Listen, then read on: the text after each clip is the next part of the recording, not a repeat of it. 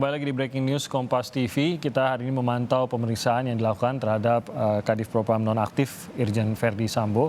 Ini adalah gambar yang kami tayangkan sekitar pukul 10 kurang tadi.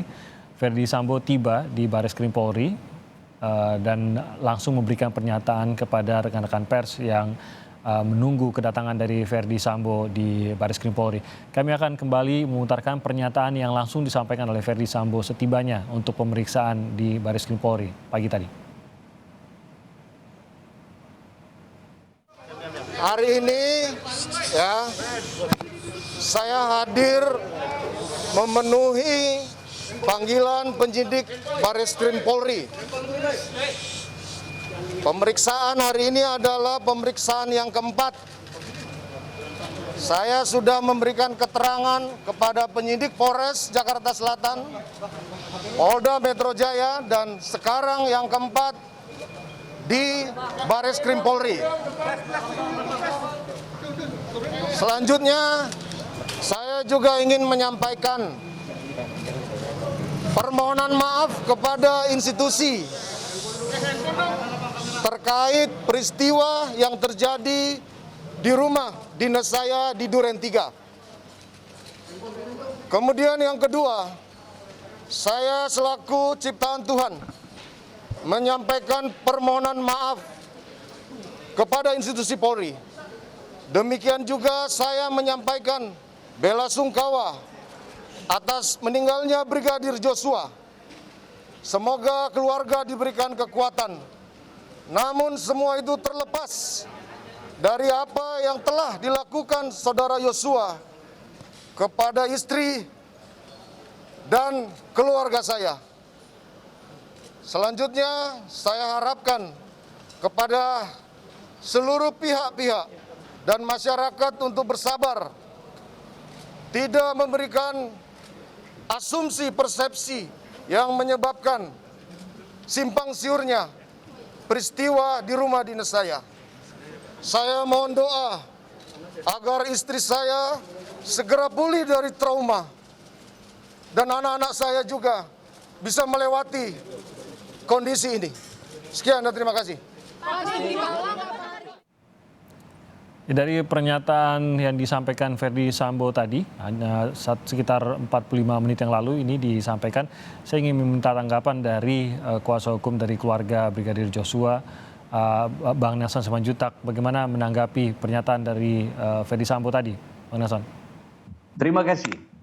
Ternyata sudah 4 kali beliau diperiksa hari ini yang kita lihat bersama-sama siaran Anda lakukan berulang-ulang.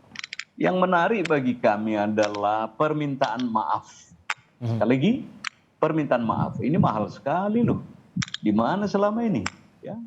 Jadi atas nama keluarga, atas nama lembaga atau kuasa hukum. Permintaan maaf ini kita sikapi positif dulu. Apapun nanti di belakangnya silahkan aja. Baik untuk lembaga negara, baik untuk keluarga. Dan tentunya masyarakat umum di Republik ini. Ini kita pegang teguh.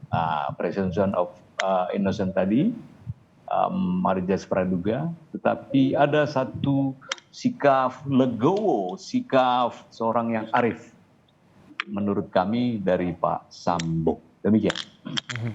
Terkait juga bahwa rasa bela sungkawa tadi disampaikan juga Bang Nelson, tapi terkait dari apa yang dilakukan tadi dikatakan oleh Pak Verdi Sambo. Mungkin keluarga juga mau menanggapi hal ini. Ya, jadi tentu belasungkawa, mohon maaf dan seterusnya, termasuk yang tadi terakhir keluarga, kita sikapi. Nanti ini akan dituangkan di dalam berita acara pemeriksaan apa-apa saja, di cross check dengan apa yang kami berikan dan tentunya apa yang sudah ada dari Brigadir E. Paling tidak kita positif menangani, semakin cepat mungkin terang benderang. Oke, adakah juga informasi mungkin yang dari keluarga yang bisa diberikan juga kepada kepolisian untuk lebih menjelaskan kondisi dari Brigadir Joshua ini sebelum kejadian yang masih belum disampaikan mungkin? Contohnya yang bagaimana? Soalnya kita menunggu. Atau informasi lainnya? Komunikasi. Info kemarin ayahnya di sini langsung pulang. perkembangan kita ikuti. Kita hubungan komunikasi non jauh dengan putrinya.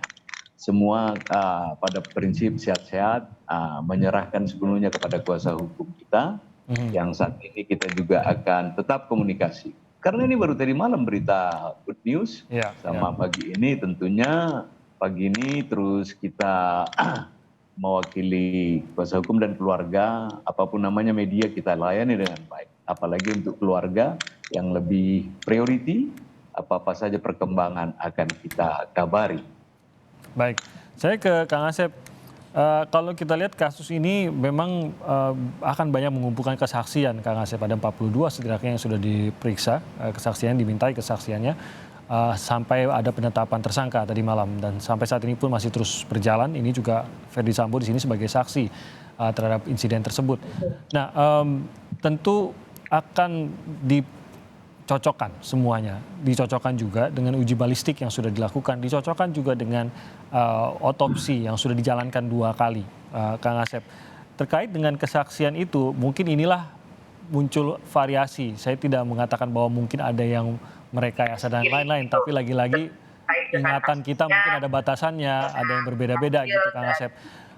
Perlukah pendekatan khususnya bagi mereka yang mungkin sangat dekat dengan kejadian atau yang biasa disebut sebagai saksi kunci, sampai-sampai diperlukan lie detector gitu, Kang Asep?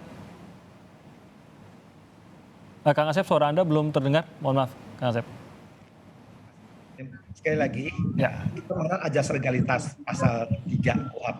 Proses peradilan menggunakan undang-undang ini. Jadi sistem peradilan itu ya menggunakan KUHP dari mulai penyelidikan, penyidikan. Jadi fakta-fakta, peristiwa-peristiwa, entah itu pembunuhan, entah itu pelecehan seksual, apapun bentuk namanya tindak pidana, parameternya alat bukti, ya. Saksi lebih bagus, saksi lebih banyak yang tahu, melihat, mendengar, mengalami. Kedua, ahli tadi, ahli balistik, ahli forensik, 3 surat, visum et repertum. Keempat, petunjuk, itu hakim menggunakan petunjuk dari 3 hal, ya. Keterangan saksi, keterangan terdakwa, ya, maupun surat. 5, keterangan terdakwa. Nah, itu harus semua diyakinkan nanti ya kepada hakim. Karena 183 hakim yakin karena alat bukti, bukan yang lain. Sekali alat bukti yang sah cuma 5 ditambah Undang-Undang ITE pasal 5, dokumentasi elektronik sama informasi elektronik. Jadi hukum itu bicara fakta, peristiwa, kejadian, entah pembunuhan, entah perkosaan, entah penganiayaan, korupsi, apapun bentuknya, ya parameternya cuma itu. Jadi tidak bisa dilihat oleh lain-lain gitu kan. Jadi kemarin disebut di KUHP alat bukti yang sah. Nah, diperluas oleh Undang ITE, di luar itu ya nggak bisa gitu. Jangan coba-coba ya peristiwa hukum menggunakan parameter di luar hukum. Kalau di luar hukum nanti ya orang bisa asumsi, persepsi, narasi bisa dikembangkan. Maka sekarang nanti tunggu, ini kan baru penyidikan ya yang harus dibawa nanti kalau misalkan dianggap lengkap oleh jaksa yang akan dipertanggungjawabkan oleh jaksa. Maka saya kira penyidik akan sedemikian rupa mengumpulkan alat bukti sebanyak mungkin untuk mendukung sangkaannya terhadap tersangka, siapapun tersangkanya. Nah, kebutuhan lie detector itu di manakah ini akan diturunkan gitu? Karena ya ini lagi-lagi kita yang awam juga melihatnya. Ini kan pernyataannya banyak gitu, Kang Asep. Dan juga kalau kita runut dari awal, mungkin ada beberapa pernyataan yang membuat akhirnya masyarakat menerima kok ada yang janggal di sini. Sehingga apakah harus diperiksa juga satu persatu khususnya oleh penyidik siapa yang sebenarnya menyatakan kebenaran dan siapa yang mungkin belum sepenuhnya jujur di sini. Ya, yang pertama Mas Denny, siapapun persepsi publik boleh mengatakan apa-apa, itu hak publik. Ya. Ini kan peristiwa hukum yang dibuktikan oleh penegak hukum. Ya. Ketika menggunakan lie detektor apapun alat kebohongan ya monggo saja. Cuman selama KUHP mengatakan hakim harus yakin dengan alat bukti dan alat bukti tertulis 5 itu, ya itulah yang menentukan ya. Hakim tidak boleh terpengaruh oleh di luar alat bukti. Kalau hakim menggunakan ya di luar alat bukti itu bukan hakim, namanya hakim garis. Jadi lagi-lagi pengumpulan bukti tersebut mendapatkannya pun semua harus mengikuti standar sehingga itu menjadi alat bukti yang sah di mata pengadilan, begitu ya, Kang Asep. Dan inilah yang akan menjadi pertimbangan utama hakim dalam menentukan setiap perkara tersebut. Oke, kita akan lanjutkan lagi. Kami akan jeda sebentar lagi dan kami akan segera kembali di Breaking News Kompas TV.